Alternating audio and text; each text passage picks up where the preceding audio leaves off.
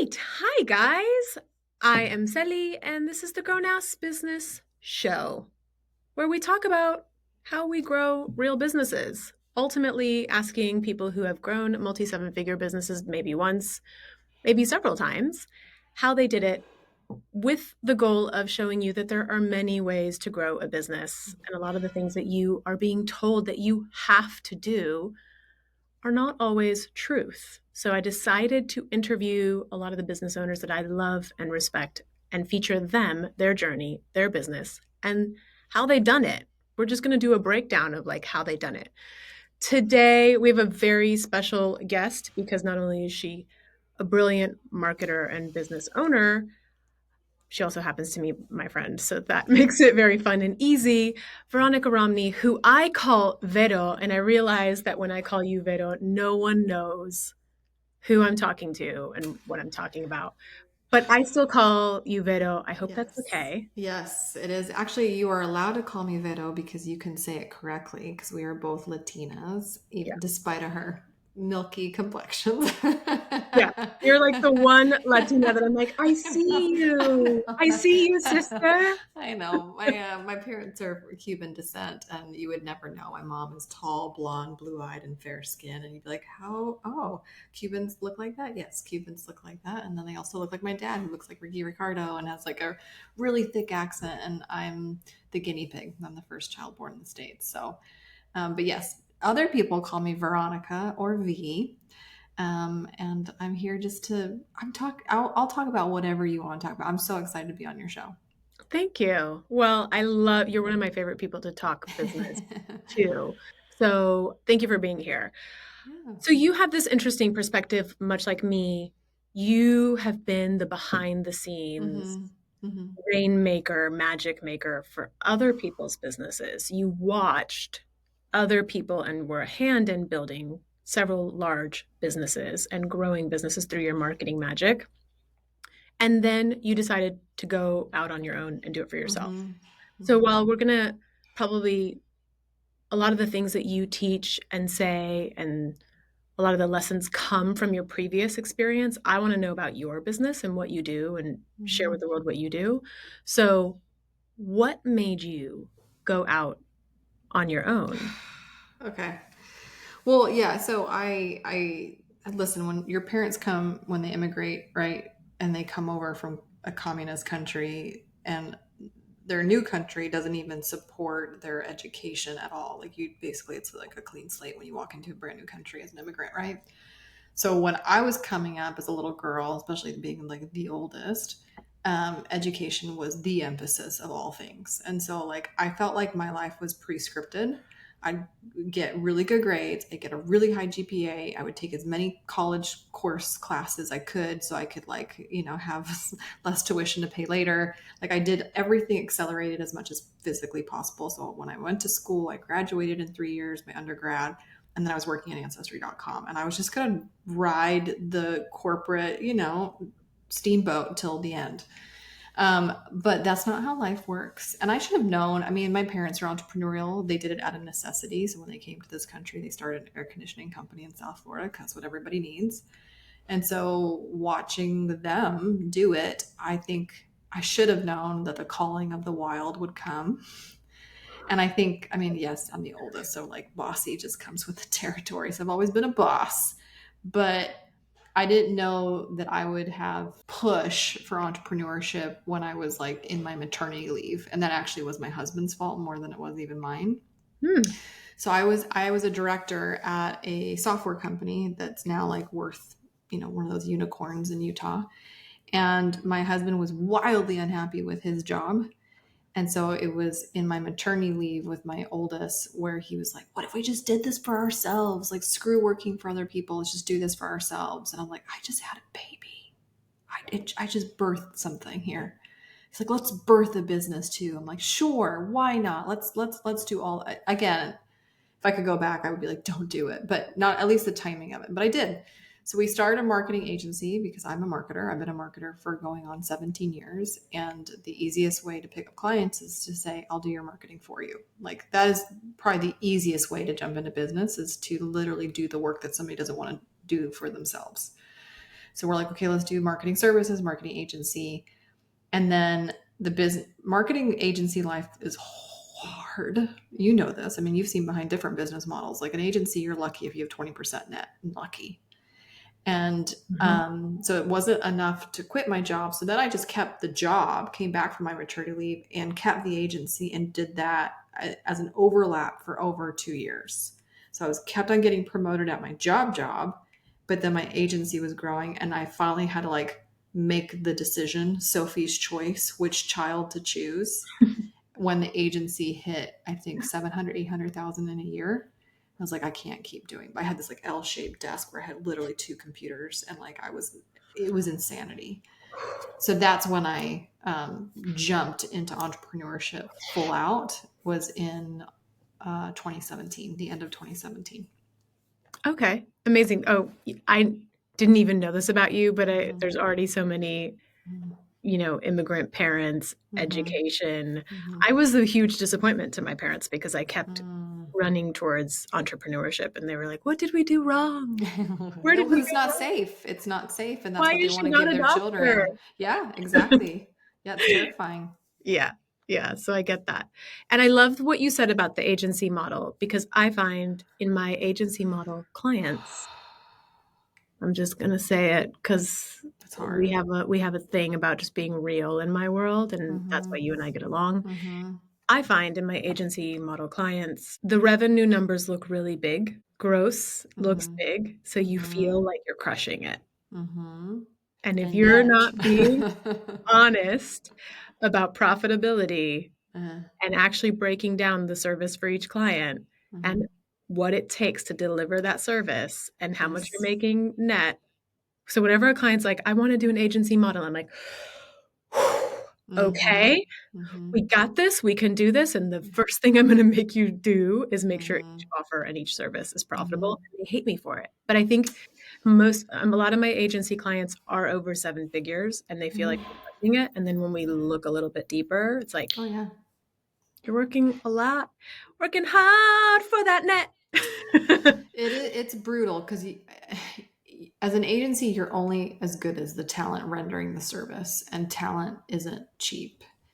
I think a lot of agencies will also get into serious trouble because in order for them to get that net, they then outsource overseas, which then also jeopardizes the quality of services. So it's really, really difficult to have US based talent rendering exceptional services, but then price yourself competitively for the marketplace. And I made a bucket of mistakes. I went out with like, I can do everything. I wasn't a specialist. We were generalists. Like there was a lot of different things from a business perspective. And I also came from a corporate background. So I'm like, you get a W-2 and you get a W-2 and everybody's going to get a W-2. And I'm like, what the hell was I thinking? I wasn't even paying myself enough for a W-2. Like what is happening? So I was trying to emulate what I had been treated as for so long. And then I like over bloated everything. Like I had an expensive lease. I had no business having a lease. Like so many different things if I could go back. But even if I could go back knowing the mistakes and all, like with all the wisdom that has been earned, I still wouldn't choose agency model as the business of choice for me. Mhm. It's one of the hardest and it's gut wrenching because even when you're jiving, you lose a key player and you feel like you're literally back at square zero sometimes, or you lose a critical account manager who's client facing and like has all these relationships with your clients. So it's very, very difficult. It was always consistently inconsistent. And that was like so hard on my mental well being. Oh Yeah. my gosh. Yeah. See, this is why I love doing these conversations because I could Mm-hmm. not have timed this or planned for Mm-hmm. this, but everything you're saying is so true. Yeah. Before I go into the next question, I'm curious because you said a bucket of mistakes.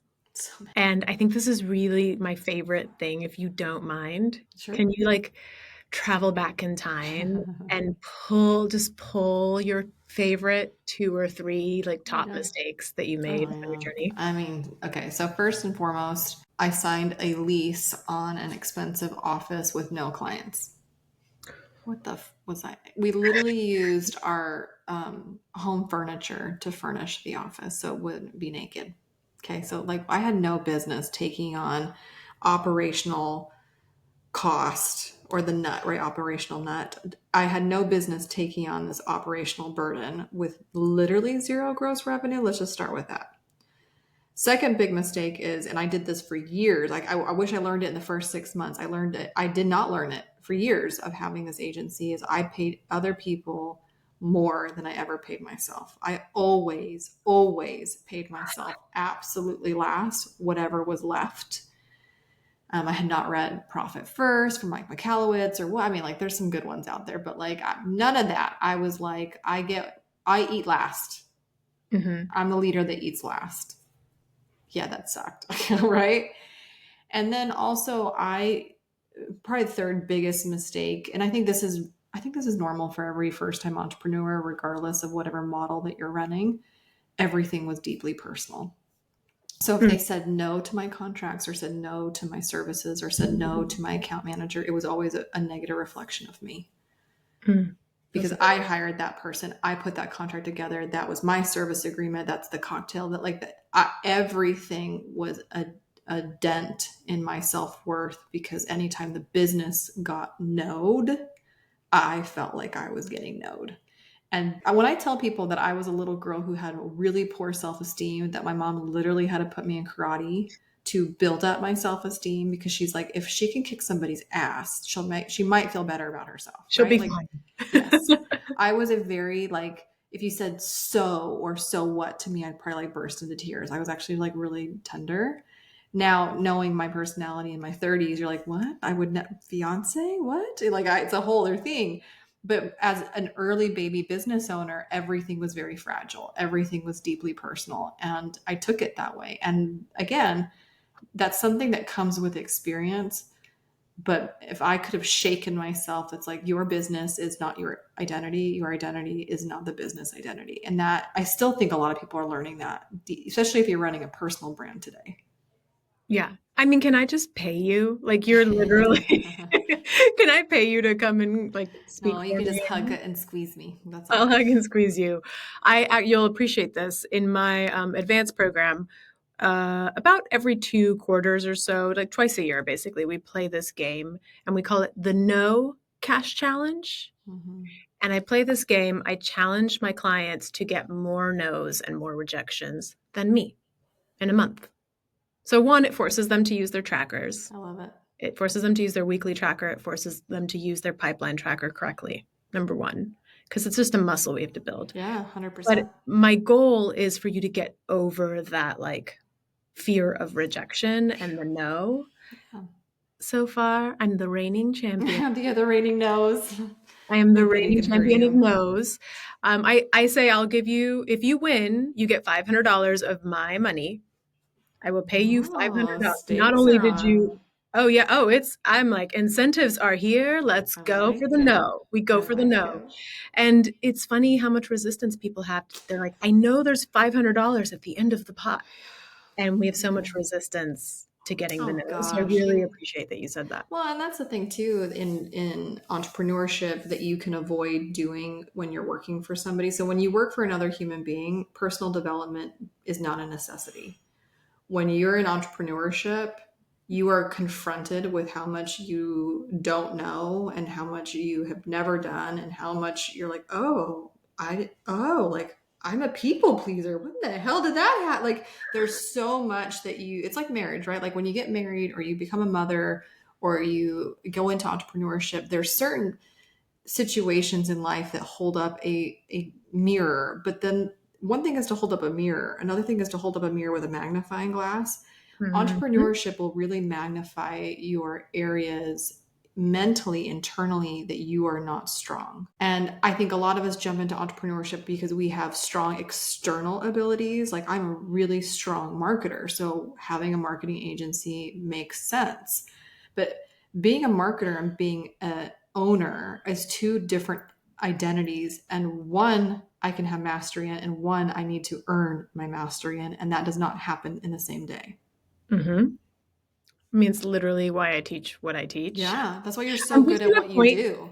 I'm gonna keep pointing people to this episode. I'll be like, just go listen to what Vero said, and you'll understand why I do what I do. Because I try to Yeah, get you a master's in business, right? Like, yeah, how do we make you a master at running your business. Yeah, because it doesn't come, it doesn't happen. Yeah, it doesn't happen. And I'm so grateful for providers like you. I'm so grateful for these human beings who've now put themselves in positions to help me, almost like it's like therapy where you're like accompanying me in the struggle, in the refiner's Yeah. fire. Because oftentimes it's a very isolating, lonely experience. And so when you meet people who will accompany you through the fire, like, thank you. Yeah, absolutely. I kind of enjoy it. I'm the person who Yeah. goes into the fire. I I am that person. I have that personality, so I think it makes sense that I do what Yes. I do, but I'm like, I see a fire and I go for it. Yeah. Like, let me go save the kittens. Yeah. Yeah. The firefighter. Yeah. Yeah. At what point did you change your business model? And what made I you change it? mean, listen, my entrepreneurial journey is like Lady Gaga or Madonna. I don't know. I've had many, or Taylor's, I've had many eras, I've had many albums. I was a service provider, agency owner, and then I kind of went all in on speaker life. And then I was like, oh, and then especially around COVID, it was like, oh no, physical stages are gone. Like in 2 weeks, I had 4 gigs a month in 2020 lined up, especially being like a Tony Robbins speaker and whatever. And then literally in 2 weeks, because of COVID, they all gone, disappeared. And then it turned into like, oh, apparently I'm like a virtual workshop facilitator. Oh, like what is it? Or like I'm creating courses. What I'm a course creator. What when did that happen? I guess that needs to happen, right? Like I've had I've the thing that's been consistent is I've always been a marketer. Like I've always been a marketer. I've always run marketing departments, marketing teams, marketing focused organizations, marketing heavy organizations, right? Like that's certainly been like the through line. But how I've executed or how I've helped people with their marketing has changed in its different forms in my entrepreneurial journey, right? Like developing marketing leaders, being a marketing speaker, being a marketing consultant, like all of those forms have been fluid because I think I like to meet the moment and I also like to I don't know, meet the marketplace. And so if the marketplace really just needs me to be a one-on-one consultant right now because nobody wants to disclose in a group setting that they're hurting, cool. I will help you in your moment. So that's the through line is marketing. But I mean, sister, I've got lots of albums. Yeah, yeah. And what can you tell us now, what is the business model that you're in right now? What I are you would running? What are definitely, your programs? Like, what are yeah, you doing right now that you I love? would definitely say 2024, Veronica is marketing. I would say I'm a consulting company for sure. I'm a consultant first, speaker, workshop facilitator, team developer, second, third, like, you know what I mean? Like, I'd say those Mhm. are sub tiers, but like, primary category is Veronica's a marketing consultant for sure. Okay, amazing. Mhm. What are you loving about your business model right Do you now? know, this is, I recognize how fortunate I am. I think a lot of people wrestle with the ocean they want to swim in career wise. Mhm. Like, they try their hand, like, I'm going to be a cop or I'm going to be an artist or I'm going to be a scientist. Like, I think, and that's why, like, I don't even know how many times on average that a college student will change their declared, major. I never did actually. I am very fortunate that like 17 years later, I'm still equally obsessed with all things marketing than I was when I was sitting in class as an undergrad or doing my first marketing internship for nothing, right? Like I still love the discipline. I love the art, the science, the craft that is great marketing. I go into the world and I see a movie or I see a service or I see a billboard, everything that I see, a tree, like literally I see it from the lens of a marketing perspective that has never left me. And so I'm so grateful that that still like fires the belly for me. So Mhm. besides my marriage of 15 years, marketing and I have been in the longest relationship I've ever been in. And so when I meet with people, especially like private clients, that they are equally nerdy and geeky and love marketing, those are like some of the most fruitful engagements or conversations that I could possibly have where I'm actually getting paid. Like that just kind of feels like I'm cheating the system when I meet with people who are like, I have to do marketing, but I don't like it, or I hate it, or it's like the necessary evil. I always get like so sad. I'm like, don't talk about my boyfriend like that. So I He's really really, nice. yeah, yeah. I'm sorry. I'm sorry your other boyfriends have been bad to you, but mine's been good to me, you know? And so, yeah, like I think that's like the thing that even if I'm having like, let's say you wake up and you're having an off morning hormonally or whatever, within like one consulting call that's like lined up for the day, I'm like jazzed the F back up. It's really cool. That's amazing. So, okay, so speaking to your expertise, because we have to bring this into the conversation, because Sure. I had the pleasure of seeing you lead a virtual workshop That was yesterday, and I've yay. seen you speak before, obviously, and we've shared Hmm. experiences together. You are a phenomenal speaker. So now I feel better about myself knowing that you've been doing it for a while, because I'm like, oh, okay, it's fine, it's fine. She's got some roadway under her feet. But you shared some really awesome nuggets yesterday. And I'm Hmm. curious what you can say as a marketer. What are you seeing Hmm. that's working for small business right now that people should be focusing on? Well, yeah, listen, this is a really interesting year. A lot of different, it's like we're sitting on top of different tectonic plate or plates that are kind of like shifting beneath our feet. Because yes, if you live in the United States and you're listening to this podcast, we are in the middle, we're in an election year, and our political cycle is gross. It's just, it's really intense. It's very fear-based marketing, fear mongering messaging style. I think we are also in a really interesting season where the 2022 or the 2020 COVID, everybody became an entrepreneur overnight era Mhm. has also, that bubble has very loudly popped. Not even like legally. I mean, like the FTC is coming for us, and like the law's kind of like starting to come for us. Like you guys need to pay taxes, you know. But like it's just a really interesting season where if you were an entrepreneur during an abnormal time, you are now experiencing business for the really the very first time where you are in a winter, not a summer season of Mm. like you're not in harvest. Like we are crouching down. And I think there's a natural filtering of who has the grit and the resilience to make it through and who does not. I Yeah. also, unfortunately, because of the political climate, because of how social media works, these kind of echo chambers, like I've never been more distrusting of new providers, new products, new anything. And it's weird because like the brain desperately loves all things new. Like we literally get dopamine hits. Our brains light up in scanners when we are introduced to novelty, to new things. And yet, as I'm introduced to a new provider, a new this, a new that, especially when it comes to businesses or a new salesperson, it's instantly a distrust relationship. You are guilty until proven innocent, Mm. sir. You know what I mean? It's almost like aggressive. You're like, and it really sucks for good ones, right? It really sucks if you are listening to this and you're like, no, I'm one of the good ones. I promise you, I'm an ethical, integrity rich, good provider, good service provider, good business owner. But now you are carrying the burden of those who burned people before you. I'm not trying to be bleak, but we're just needing to be really honest that there's very few things that we haven't heard anymore. Like we've heard the $2,000 course that promised to change our lives and it didn't, and we never finished it, and now we have course shame, and it's like a course graveyard that we don't even want to look at, right?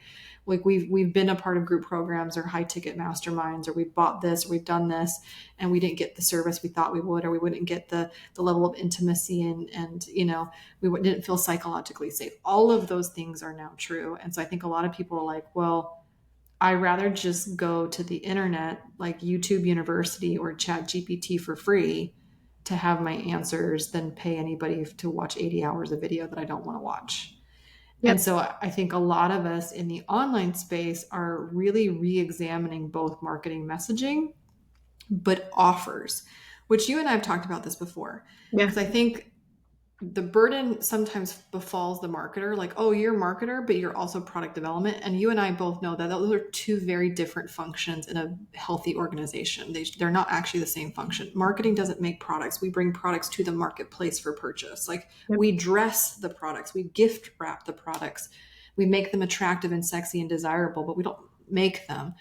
when small scrappy teams in the online space, it's like almost like the burden is like you marketer also figure out what product to sell. It's like so we're having both of these things clash right now because marketing isn't working, it's diluted, and offers that used to sell even if they were once market validated are no longer selling the same way. So now you're like, shit, what do I do? Everything seems to be broken. Right. Yeah, it's true. I mean, it's weirdly kind of fun for me. Back to the firefighter. She runs into the fire. He likes running into buildings on fire. Yes. It's fun for me because it's like, oh, finally, business works like business again. Ah, Oh, you have to have product market fit now, yeah. and you have to Yes. actually do the work to figure out what your product market fit is.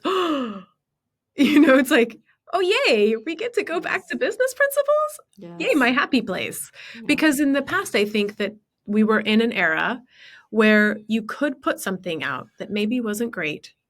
And if you were doing the right marketing, that was Yeah. the right language of the time, it didn't matter. Yep. Money was cheap in the economy, and people Mm-hmm. were sitting at home and people were Mm-hmm. spending, Mm-hmm. Yeah. right?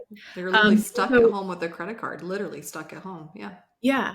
And so for me, it's so interesting to have to talk so much.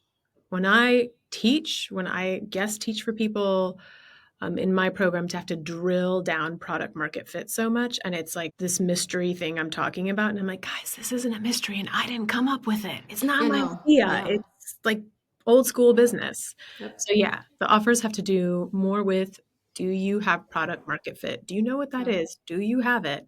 And don't blame marketing. Like, do you feel like you get, or your clients, or you witness a lot of people going, well, the leads are bad. The leads are bad. I feel like it's a lot of external fingers in all of the directions. They blame their teams, so they'll throw the team members. So if there is a marketer or a marketing team on deck, it's definitely their fault. They're like, how dare they suggest this horrific launch strategy? And it's like, what? Like, right? Or they blame the messaging, or this is where I get a little bit sad. They blame the buyer. The buyer's stupid. Oh, okay. Right. Yeah, that's a new one. Right. So this is, and again, I work, so I don't, at my price points, I don't really work with like baby entrepreneurs or entrepreneurs who are just getting started. Usually my clients are more matured. So when I hear these conversations behind closed doors and they're telling me like the clients that got them to the level of success where they like the riches were in the niches. So basically the niche that made them rich, and now they're like, I don't want to hang out with those clients. And I'm like, wait a minute. So you want to continue selling to these people, but you wouldn't want to host a retreat and have them near you. Is that what you're telling me? Oh, Mm, you want to be the number one coaching company, but you actually don't identify as a coach and loathe the idea of coaching calls. Wait, what's happening right now? mm, So that's where I always, because integrity is a big deal for me. It's like one of my core values. I'm an Enneagram 8. I'm like all the things, right? And I'm a Virgo, all the things. But like, so when I'm hearing these conversations that to me lack integrity, like you're willing to sell something that you don't believe in, or you're willing to sell to somebody that you don't want to hang out with. Like if you don't want to go to dinner with your customers, then why are you in the business of serving them or trying to serve them? So I think there's a lot of issues. They're blaming the buyer, they're blaming ineffective marketing, they're blaming their marketing team or personnel, they're blaming, the economy, they're blaming the government, they're blaming, I mean, I unfortunately there's a lot of fingers that are pointing externally and too few fingers that are pointing internally. yeah. If you haven't changed your marketing message since 2020 when it was a COVID era, that's on you. If you haven't re-examined to see if your offers still fit the needs of your consumers of 2024, that's on you. If you haven't upgraded your team, not in like fire hire, I mean like develop them in their talent just like you were developing as an owner yourself, that's on you. Like I yeah, I think we're all just honestly eating, or we're lying in the bed that we made. Let's just gonna put it that way. Yeah, absolutely. Or like my mother would say, you made the bed, now you sleep. Yeah. That's right to the point. That's right. My mother gets all the sayings wrong, but somehow they're kind of They better make sense. when They make she gets sense. them wrong. Yeah.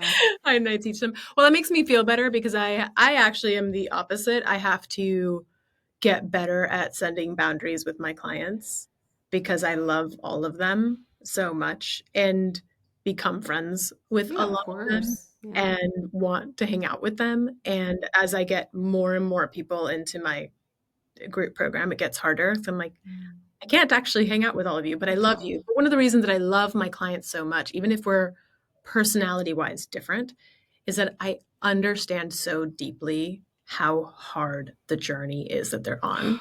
Yeah. So even the most maybe difficult person, personality wise, I'm like, oh, but I have so much compassion because I so understand all the resistance that's coming up for you, why you're asking a million questions, why you're skeptical, why, it's like all the things that can come up on the journey is just part of the journey that is hard. Yeah. And it is, I always say this too, it is one that mirrors to us what we're doing and not doing, who we're being and who we're not being, more so than any other journey in this world. Yeah. Because your business, the thing you're trying to grow, is constantly telling you if you're doing it or not. Yeah. No, 100%. You're 100% right.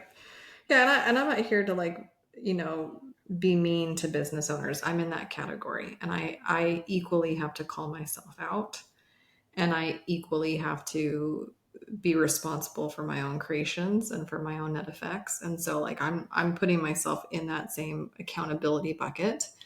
But there is hope. So let's I feel like we need to be positive.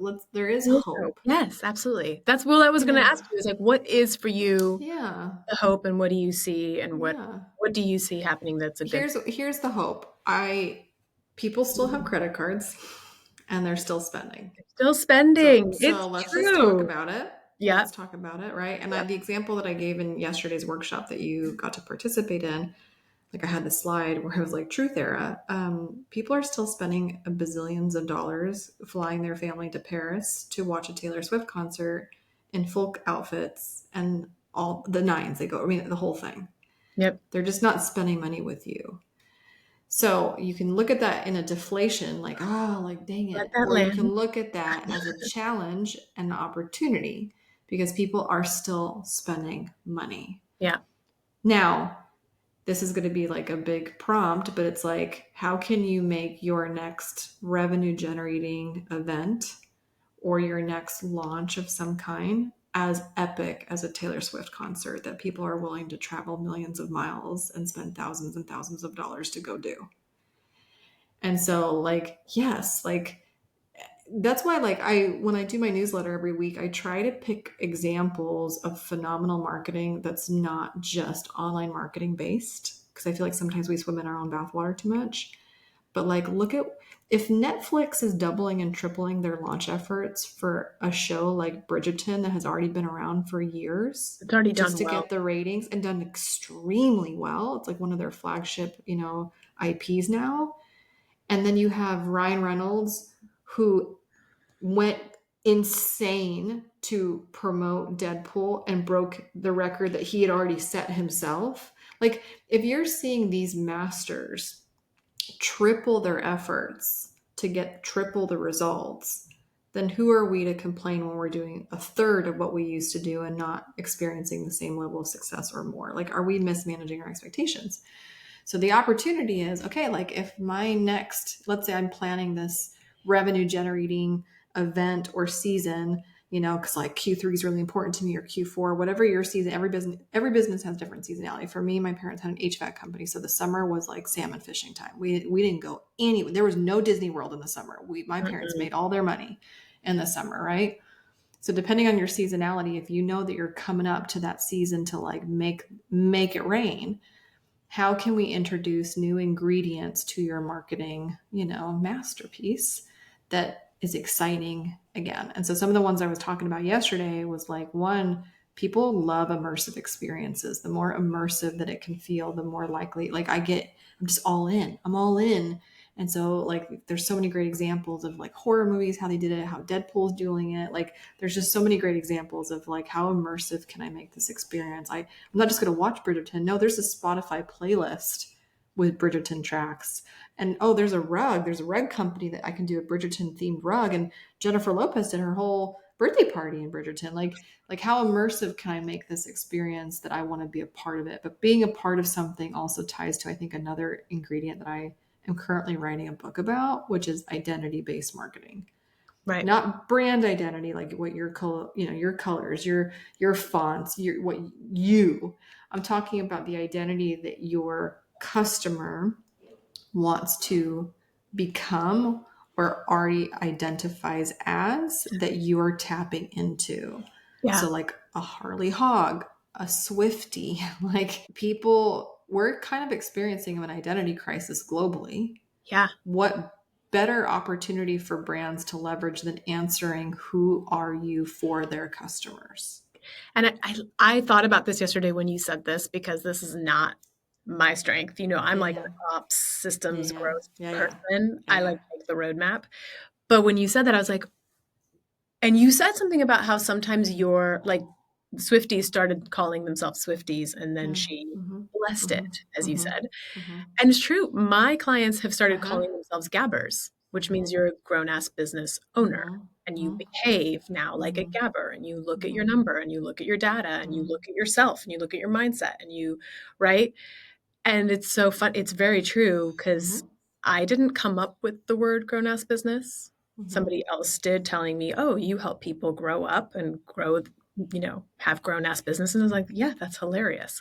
And now my own audience calls themselves Yep. gabbers. I'm like, Yep. great. So Yep. you're so Well, right on it about goes both ways, right? So either you're like, I think celebrity fandoms, they tend to do this for themselves. They'll call themselves a Swiftie, they'll call themselves the 92 percenters. Like sometimes the identity work is done for you on your behalf by your own fan base because it's that powerful. But you can still do it proactively. Russell Brunson is an example that actually I'm going to write about in the book because in his ClickFunnels world, I think he talks about in his book called Expert Secrets, he analyzed some of the most famous figures in all of history. Jesus Christ, Adolf Hitler. I mean, like, it's a little bit controversial, but like, he basically studied them. Like, why did millions and millions of people, and now obviously through the course of time, follow these entities, follow these leaders? And so when he created, his community, he was very intentional and he also called them funnel hackers. that. Like Mm, that was all on purpose. And the double, the 2 comma club award, like all of that was extremely intentional. Now, sometimes we see people try to, create an identity for people and it blows up in their face. But right. when done well, can still take on the power of a fandom like Swifties. So he gave them the identity. You are now a funnel hacker. And people will spend $2 million to say that their funnel made $1 million. They will literally go in a deficit to get that status identity to show people that I'm of this status in this marker, right? So we see it both ways. And I'm going to write about in the book, like the how to part, but like both ways are viable. But man, it's such a testament to you when your people already do it for you. Yeah. It's really sweet. So I'm like, when is your book coming out? I'm writing down the date. Do you know? Do you have a date? I'm aggressive, so I'm shooting for Q1 2025. We've already knocked out all of section 1, half of section 2. We have section 3 and 4 to go. Oh my gosh, amazing. And what is something that you are really excited about that you're specifically doing in your business for your consulting, your business Oh, growth? for me. Okay. All right. I'll tell you. So I think this is a little bit personal note. So, my little sister got diagnosed with breast cancer in October of 2023. So when I was re-examining how I do business at the conclusion of 2023, I was like, I don't want to do any launching. Like, I can do a launch, I can architect a launch. I personally don't want to hold a launch personally, I'm which so glad I asked this question. Oh my God. Please continue. Well, yeah, because like I'm not. there's no illusion. I run a lifestyle business. So if my lifestyle business doesn't adjust to my adjusting lifestyle, then what the hell am I doing? Like, that's the whole point. Like, if you're birthing a kid, if you're expanding your family, if your sister or your loved ones get really sick, like, and so I remember sitting kind of at the coast in North Carolina, like all by myself. And I just was like, I'm not going to run that race, that particular race of like launch, group program. I'm just going to do one-on-one services. Like, I was like, I'm just going to do one-on-one services and I'm just going to keep it light because I didn't know what was going to happen with Valerie. Okay. So 2024 has been like a big year for me when it comes to like lots and lots of one-on-one services, more intimate relationships. And I will tell you, people are like, well, that's not scalable. I'm not trying to be scalable right now. I'm trying to be lifestyle. Thank you. Mm-hmm. But I've really enjoyed the level of intimacy and proximity that I have to these clients, right? Like, I've actually really enjoyed getting to know them in a deeper way and like, anyways, but I love speaking. So I was like, okay, in the second half of 2024, what I am excited about is, and we're going to send, I don't know, this will come out in the next couple of weeks, but we're emailing my entire email list saying, hey, it's like this, my designer did this really cute thing where, like Carmen Sandiego, where in the world is Carmen Sandiego? Mm-hmm. So it's me with like her hat and it's like, where in the world is Veronica? So we're actually going to survey our email list saying, hey, as I do more speaking engagements or as I hit the road more in these kind of 1 day, 2 day experiences for VIP clients or whatever, I'm going to be in your neighborhood. If I know where you live, if I know where your closest airport is, and I know that I'm coming to said airport, I'll reach out. And if we want to hang out in person, and here's all the ways that we can hang out and play, whether paid or unpaid, let me know what you'd be interested in. So not that I'm planning on doing like a book tour, but I'm just like, if I'm already in the motion of hitting the road for cool stuff, how great would it be if I could also see some cool people in person and like break bread? Yeah. And so I'm actually really excited about that. Now, mind you, my children are almost 8 and 10. And so like leaving them is not like what it felt like when I left them when they were like 6 months, 2 years old, 3 years old. So I'm also in a season where my children are old enough that I can leave and the world doesn't fall apart. And so that gives me a lot more confidence to like go out for a day or two and like go be with the people, literally physically in the room with people, and then come home and enjoy my quiet life in North Carolina. Yeah. I love that. Yeah, I I'm love that. Thank excited. you so much. I have clients all the time go like, Yeah. You don't have to. You can actually make a lot of money not launching, trust me. And you we can can make a lot of do money that. without social media too. Like that those are all fallacies. You don't need that. I Yeah, didn't say it. you She don't. said it. I didn't say it. Yeah, She you said it. don't. She's the expert on this I am. subject. I am. Thank you. There's lots of forms of marketing. Relationship marketing is my favorite. If you don't love social media marketing, you can still make buckets of money doing relationship marketing. You do not need that. Yeah. Amazing. Okay, tell us all the things because I love your Okay. spicy takes on Oh, social my media. spicy I takes. love your newsletter and the rebranding and the renaming. Oh, thanks. So tell us where we can find all things Yes. Vero or V. No, Yes. public. She's Well, very I'm easy to find.